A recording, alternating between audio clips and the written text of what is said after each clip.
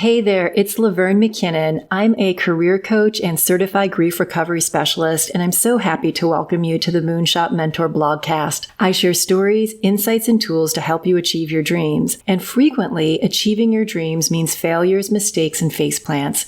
It's critical to mourn these losses, which is why I'm both a coach and a grief doula.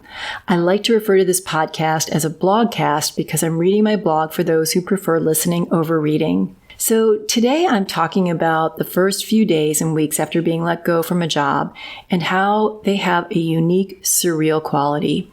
Our bodies and brains are trying to adjust to a new normal, and yet the habits and patterns that we develop to do our jobs well still remain in our psyche. It took me months not to have the Sunday night scaries. Did I forget to read or do something so I'll be prepared for Monday? When I would wake up in the mornings, I would automatically reach for my phone, which was a BlackBerry at the time, to check emails that were non-existent. It was really difficult for me to go from a high-stress, fast-paced environment to listening to the birds chirp outside my bedroom window.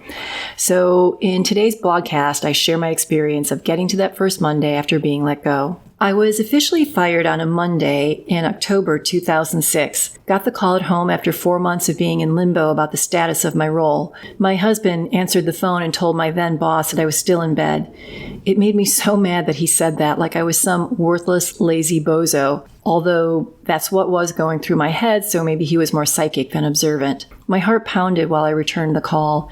I was put through right away. I think my then boss wanted to get it over as quickly as I did. It sounded like she was reading from a script. I remember saying something like, "Let's end this on as much of a positive note as possible." We had worked directly together for 4 years and tangentially for several years before that. I loved making her proud with my writer and director lists, typing up our collective notes on scripts, and finding more efficient ways to track our projects and calculate success rates. I went back to bed for the rest of that day. Later that week, I got a delivery of boxes with my personal belongings from my office. One of the framed photos of my daughter was chipped. A wall mirror that didn't belong to me was included with my fuzzy red throw blanket, my Everybody's Watching mug, random bottles of gifted wine and champagne that had sat on my bookshelf for years. I had taken to drinking McKinnon at night, at my desk, in the space between everyone's left, but the cleaning people haven't shown up. I'd pour the whiskey into a styrofoam cup and sip it while I got organized for the next workday. That was before I was told I was a liability. Didn't see the hammer coming down. I knew there was tension, especially at the party after the upfronts in May 2006. No one from my department would talk to me. I sat at a table chatting up an actor who starred in one of the new fall shows. We small talked for what must have been 45 minutes. It was painful. She didn't want to be with me either, but no one came to our rescue. The solo walk back to the hotel after the upfront party felt like a walk of shame. I'm not sure why I didn't grab a cab. There was something about how the balls of my feet and my Manolos burned hotter than my upset of not being included in the after parties. It's not fun to write about this topic, what it takes to get to the first Monday post being let go, what happens between hearing that you're no longer wanted or needed or respected, or desired or loved, when you're no longer top banana, sought after, leaned into, elevated, or worshipped in that dirty, slimy, shiny Hollywood way. How you'll no longer get a reservation, special consideration, a random smile or nod, a deference. Some people I know go into aggressive pursuit of the next thing as soon as they hear they've been sacked. They set up coffees, drinks, lunches, dinner, anything anyone will grant them. And as a show of grace, these get-togethers actually happen because there's an underlying belief. If I throw a bone to someone who just lost their job, then they'll throw me a bone when I eventually get tossed out. It's inevitable. Nothing lasts forever.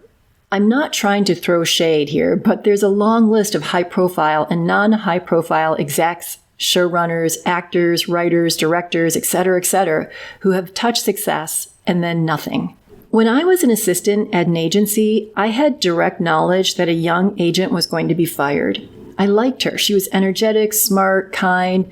I didn't dare say anything to her about what was going down. We weren't close. In fact, we didn't really even have a relationship other than I would put her calls through to my boss. And I'm a rule follower. And the unspoken rule was don't rock the boat, aka don't screw up any promotion that might be coming your way. I was shocked when this young agent jumped ship to a larger agency before she was fired.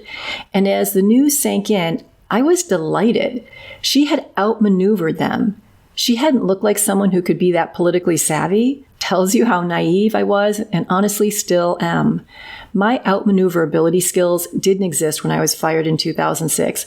I just begged and pleaded to the universe to give me a chance to right the wrongs that I wasn't totally clear on. But I would have taken responsibility for anything just to have a second chance. Sometimes I wonder who knew what was going to happen to me. It's a testament to my lack of real relationships that no one gave me a heads up. Maybe those in the know believed it was better to not rock the boat. That first week post after I was let go was primarily spent in bed. There was one phone call from an agent who had a high-profile gig she wanted to put me up for. I said, "I can't. I don't have it in me." She was baffled. There were other calls, but at the time I couldn't say the words "I was fired" out loud. Too much shame. There was some vague announcement in the trades about how I was taking care of family, business, or some sort. It was true that I was less than a year into being a first-time mother. My father had just died from cancer. But that was just a smokescreen for the company not wanting to reveal the skid marks of dirty underwear. I was grateful that my demise was not explicitly written about in a press release. This is the point in the blogcast that I would typically go into action steps and profound insights into how to manage those first days post-firing, laid off, downsizing.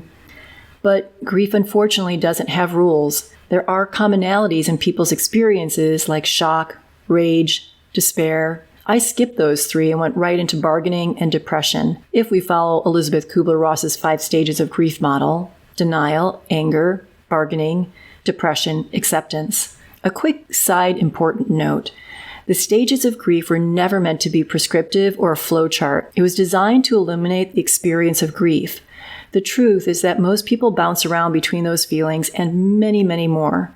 Also, you could be in acceptance for days, weeks, months, or years, and then randomly, or not so randomly, experience feelings of sadness and anguish. Over the last few months, the massive layoffs that have been occurring in the entertainment industry have triggered memories for me. I've had dozens of conversations with work friends who are affected, and my empathy and compassion for their experience has reawakened grief in me. I'm longing to offer some sage advice for that first Monday after it happens, because I didn't know what I was supposed to do. I thought there was some secret rule book that no one would share with me. I thought the only choice I had was getting back on the job search horse, and I simply couldn't do it. So I believe that on top of being a horrible person who wasn't capable of keeping a great job, I was broken for not feeling better quickly and getting interviews. That was the meaning I sat with the first Monday post-job loss, and for years after. What I've learned about meaning making from my grief research is that as humans, we all create meaning to fill the void of not knowing. Our brains can't stand uncertainty, and it will fill the gap to answer the questions: what happened? Why? What really sucks about this phenomenon is that our brains can't differentiate between fact and fiction. So the meaning that we create from loss may be quite hurtful and not the truth. Hopefully, through mourning, you can find a way to helpful meaning as opposed to hurtful meaning. Another thing I've learned about from my grief research is this idea of agency. Agency is about regaining control of one's life. Grief has this tendency to spin people out of control, a loss of feeling grounded, secure, safe. It's now almost 17 years since I was let go. The meaning that I have recreated from my firing is that it was no longer a fit between employee and employer. I do believe the process of being let go was horribly mismanaged, cruel, and lacked humanity. The agency I have found is this: writing about grief in the hopes that it burns through any shame that others might be feeling, coaching and mentoring people through their professional losses, leading workshops so people can find community and realize they are not alone. That's what now drives me. What was your first Monday like? Will you drop me a comment? Or DM me. I've been hearing from so many people who have not wanted to publicly share their feelings, and that's totally cool. Go ahead and send me a message directly. You can also visit me at moonshotmentor.com or follow me on social media at moonshotmentor on Instagram, Facebook, and YouTube. If you enjoy what you hear, I would so appreciate if you could subscribe to my blogcast. It would help me achieve my moonshot of 5,000 subscribers. Thank you so much for tuning in.